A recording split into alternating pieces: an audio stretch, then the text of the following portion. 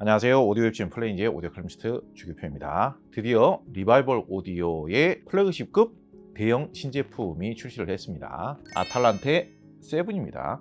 리바이벌 오디오는 기존에 창립을 하면서 아탈란테 5라는 스피커로 일거에 굉장히 주목받는 스피커 제작사로 관심을 받게 되었죠. 일반적으로 전 세계에서 활동을 하는 하이파이용 스피커 제작사가 인정을 받는 데까지 검증 기간이 어느 정도가 걸릴까요? 그러니까 한 20년에서 한 25년 전쯤 그 정도만 하더라도 한 20년 미만의 제작사는 거의 대부분 그냥 신생 브랜드다 라고 해서 별로 인정을 안 해주는 그런 분위기였습니다. 리바이벌 오디오는 창립 시기로만 봤을 때는 신생 브랜드가 맞기는 맞지만은 그 아탈란테 5라는 스피커를 출시를 하면서 약간 아마추어적인 뭔가 검증이 필요한 듯한 그런 느낌을 일거에 해치우고 굉장히 주목받는 스피커 제작사로 우뚝 서게 되지 않았나 그렇게 생각을 해봅니다. 아탈란테 5는 12인치 모델이고요. 이번에 새로 출시된 아탈란테 7 같은 경우에는 무려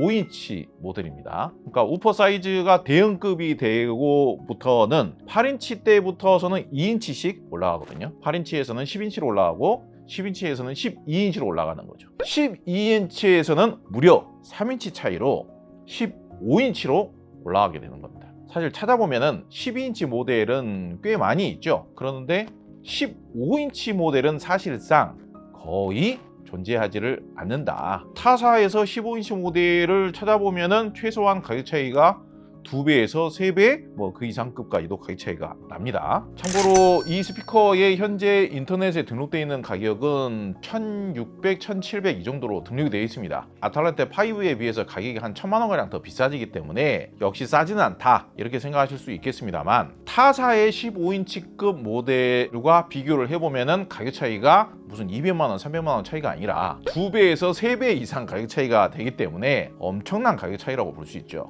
리바이벌 오디오가 신생 브랜드임에도 불구하고도 아직까지는 그렇게 모델이 많지는 않죠. 스피커 모델이 변방이라고 할 수 있는 한국 시장에서까지도 이렇게 인정받고 있는 이유가 뭘까요? 아탈란테 5가 처음 나왔을 때 만듦새라든지 이런 제품의 이미지에 비해서 가격이 상당히 좋았다라고 생각을 합니다. 최근 몇 년 전부터 박스형 스피커의 인기가 상당히 좋아지고 있어요. 영국 브랜드 중에 박스형 스피커들이라면은 과거의 전통을 그대로 계승하고 있다는 점에서는 좀 좋게 인식이 될 수도 있습니다만은 부정적으로 보자라면은 과거의 디자인과 과거의 부품까지 그대로 사용을 하고 있는데 가격은 계속 오르고 있으니 최근 들어서는 시장 내에서 그다지 좋은 반응을 못 얻고 있는 것 같습니다. 그러다 보니까 현대적인 소스나 현대적인 장르에는 좀 아쉽죠. 그런데 이 리바이벌 오디오 같은 경우에는 창업자가 다니엘 이몽이라고 해가지고 드라이버 설계자, 드라이버 개발자이신데 이름만 대면 다들 아실 만한 다인 오디오, 포칼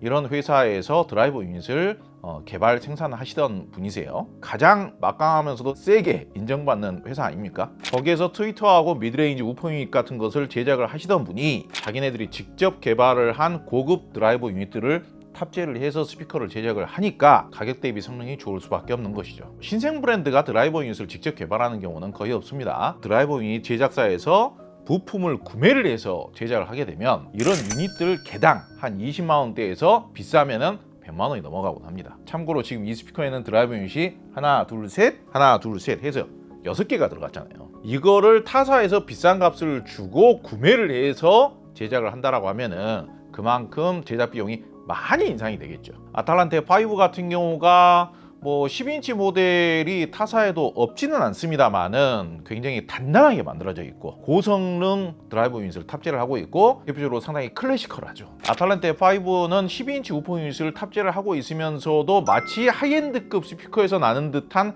그런 현대적인 오디오적인 쾌감도 발휘를 해줄 수 있다는 측면에 있어서 상당히 좀 센세이션했던 것이죠. 일반적으로 그렇게 대구경 우퍼 유닛을 탑재를 하고 있으면서 박스형 스피커의 경우에는 중저음의 경우에는 울림이 넉넉하고 저음이 많이 나오는 건 좋지만은 약간 흐리멍텅한 듯한 다이나믹과 스피드가 약간 약한 듯한 그런 사운드를 좀 감안하고 사용하는 게 일반적이었었는데 아탈란테 5 같은 경우에는 전혀 그렇지 않은 굉장히 스피드감도 좋으면서도 단단하면서도 묵직한 중량감도 표현을 잘 해주면서 중고음의 느낌도 굉장히 플랫하고 퓨어한 느낌까지도 표현을 잘 해주는 스피커였기 때문에 상당히 이색적이다. 신생 브랜드지만은 틈새 공략을 너무 잘한 거예요. 다른 메이저 스피커 제작사와 차별화를 하면서도 독자적인 행보로 이렇게 주목을 받을 수 있는 그런 제품을 제작한 것이 상당히 주요하지 않았나, 저는 그렇게 생각이 됩니다. 참고로 이 스피커의 크기가 얼마나 큰지 또 설명을 해드리도록 하겠습니다. 포칼의 스칼라 유토피아보다도 좌우폭이 더 넓습니다. 같이 나란히 놓으면은 포칼 스칼라 유토피아가 오히려 작아 보일 정도예요. BMW의 플래그십 모델인 801 좌우폭이 45.1cm라고 스펙표에 되어 있습니다. 받침대의 폭을 포함한 거거든요. 그런데 지금 이 제품은 받침 없이 아래에서부터 위에까지 좌우폭이 균일하지 않습니까? 좌우폭이 45.6cm입니다. 슬림한 스피커라고 볼 수가 없고 좌우폭이나 위로 높이나 얼추 비슷하게 느껴지는 박스형 스피커인 것이죠. 비슷한 디자인 컨셉으로 하베스에 보면은 모니터 40.2라는 하베스의 플래그십 기종이 있습니다. 우퍼 유닛이 15인치가 아니라 12인치죠. 하베스의 플래그십 기종이고 가격도 상당히 비싸고 공식 소비자 가격은 한 2천만 원 정도 합니다. 2,200만 원 정도. 그 모델의 무게가 38kg입니다. 그런데 지금 이 모델은 무려 55kg이에요. 부피는 비슷하게 느껴지는데 무게 차이가 상당하죠. 이 제품이 고급화되어서 좀 더 물량 투입이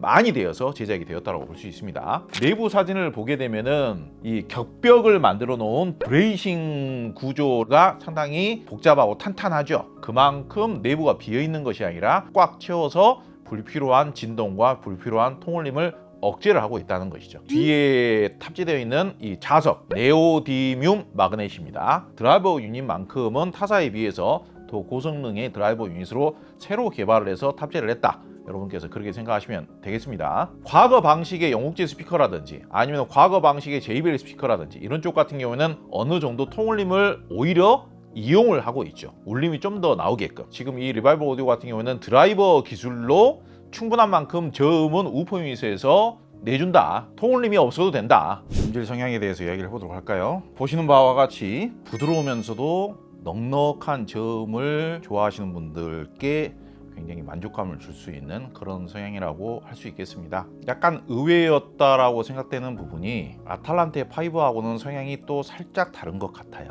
사실상 아탈란테 5 같은 경우에는 가격이 너무 합리적으로 나와서 그런지 가격에 비해서 구동이 좀 어렵게 느껴졌었습니다. 상당히 플랫하면서도 퓨어한 사운드가 나와주다 보니까 디자인하고는 사뭇 좀 다른 느낌이다, 그렇게 생각을 하게 되는 경우들이 좀 있습니다. 아탈란테 5가. 그런데 오히려 아탈란테 7은 가격이라든지 이런 사이즈를 감안한다면은 구동이 오히려 쉬워진 것이 아닌가, 그런 느낌이 들 정도예요. 아탈란테 7 같은 경우에는 확실히 부드럽고 좀 녹진하고 감미롭고 쫙 깔리면서 중저음이 굉장히 풍요하게 나오는 스타일의 스피커라고 생각하시면 되겠습니다. 사실 12인치만 하더라도 절대로 작은 사이즈가 아니죠. 유명 메이저 스피커 브랜드의 플래그십 기종들 중에서도 10인치 우퍼 유닛을 탑재하는 경우가 흔치 않습니다. 포칼의 스칼렛 유토피아라든지 마에스트로 유토피아 같은 경우에는 11인치입니다. 그리고 BMW 801 같은 경우가 10인치 더블입니다. 물론 가격에 비해서 대구경 우퍼 유닛이 탑재가 안 된다, 사이즈가 작다라고 해서 성능이 더 떨어진다는 의미는 절대 아닙니다. 지금 이 스피커의 컨셉 자체는 우퍼 유닛이나 이 통의 용적 자체가 큼으로 해서 낼 수 있는 10인치급이나 12인치급에서는 낼 수 없는 풍요하면서도 진하면서도 자연스러우면서도 그윽한 사운드를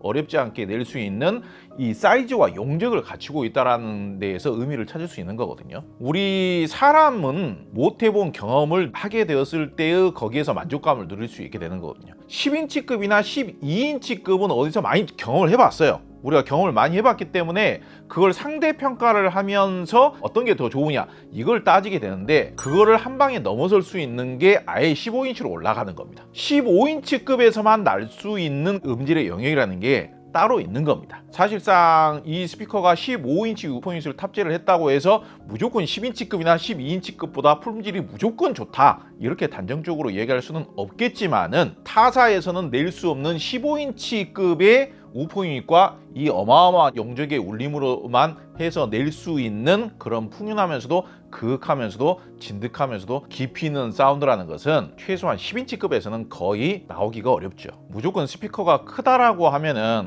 우리 집은 뭐 그렇게 볼륨을 크게 올리지도 않고 별로 필요치 않아요, 이렇게 생각하시는 분들도 의외로 많으시거든요. 그 반대입니다. 지금 이런 15인치급의 스피커를 사용하는 이유는요, 훨씬 더 깊이 있고 풍요하고 그윽하면서도 말로 형용할 수 없는 정말 지극히 자연스러우면서도 평온한 사운드, 그런 사운드를 심지어는 낮은 볼륨에서도 누리기 위해서 대형급 스피커를 쓰는 겁니다. 대구공 우표 유닛을 탑재를 하면서 이런 괴짝 형태의 스피커들은 자연스럽고 그윽한 사운드를 내는 것이 목표예요. 여기 보시면 용적이 큰 것은 맞습니다만 덕트기가 큰 거 보십시오. 톤이 그냥 자연스럽게 들어갔다 뺐다 이게 가능하잖아요. 안에서 응축된 에너지를 쉽게 빠르게 이렇게 배출을 시키기 위한 용도입니다. 미국 하이엔드 스피커들의 경우를 보면은 덕트가 한 요만한 경우들이 있습니다. 강력한 파워앰프를 매칭을 해서 강력한 사운드를 좋아하기 때문에 그렇게 제작을 하는 겁니다. 음악 감상을 할 때 항상 강력해야 되는 것은 아니거든요. 음악을 틀어놓고 스트레스를 좀 풀고자 하시는 분들, 내가 뭔가 좀 위안을 받고자 하시는 분들, 그런 분들의 경우에는 강력한 사운드라는 게 별로 필요치가 않죠. 그래서 지금 이 아탈란테 7의 경우에는 다른 하이엔드 브랜드들이 추구하는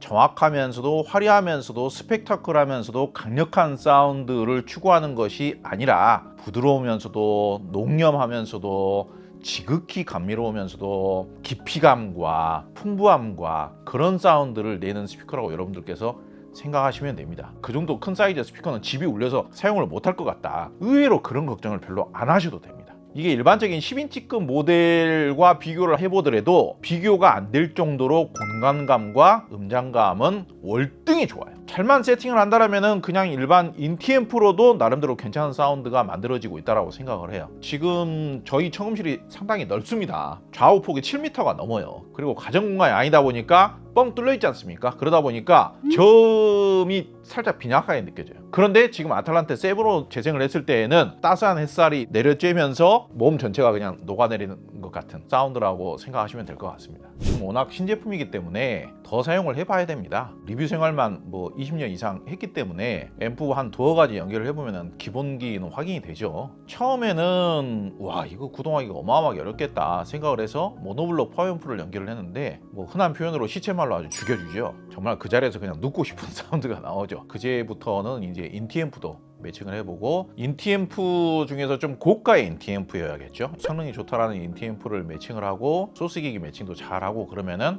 나름 괜찮은 음질이 좀 확보가 되는 것 같습니다. 15인치 우포 유닛을 탑재하고 있는 대형급 스피커로서 다른 타사의 플래그십급 스피커들보다 특정 영역에서는 더 좋은 느낌의 음질을 만들어내는데, 인티앰프로도 그런 느낌이 어느 정도 나와줄 수 있다라는 것만 하더라도 장점이지 않은가. 클래식 음악 듣기에는 뭐 더할 나위가 없고요. 바이올린, 현악기가 표현하고자 하는 화음, 피아노가 표현하고자 하는 화음, 이게 협주가 이루어졌을 때의 전체적인 풍요로운 이 화음을 듣고자 하시는 분들이 많이 계시거든요. 지금 이 스피커 같은 경우에는 화음이 좋은 사운드를 내는 쪽으로 완전히 특화가 된 느낌을 먼저 받았습니다. 저 같은 경우는 소리의 끝 표현력만 선명하게 느껴지는 게 아니라 전혀 답답하지 않으면서도 훨씬 더 풍부한 정보를 더 맑게 표현해주는 능력은 최근에 제가 들어본 스피커들 중에서는 아탈란테 7이 최고 수준입니다.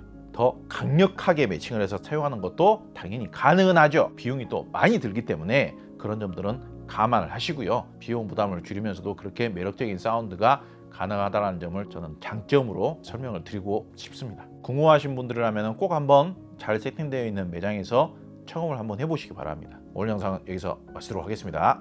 감사합니다.